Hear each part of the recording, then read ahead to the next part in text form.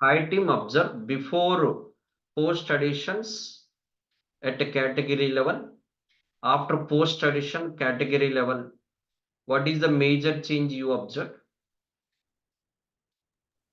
Think Asset cost, Asset asset cost clearance or resume asset cost, asset clearing freezed, freeze. depreciation reserve freezed, right?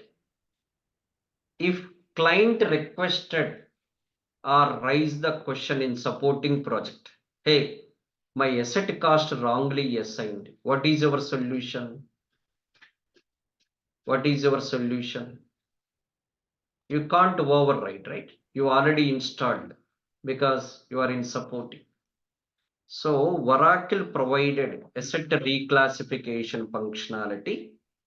Create one more asset category with version 1, ACL machinery version 1, new major name, minor name, create new category, move the asset from old category to new category. Then old combination will be, new combination will be adjusted automatically through create accounting program that will transfer to GM.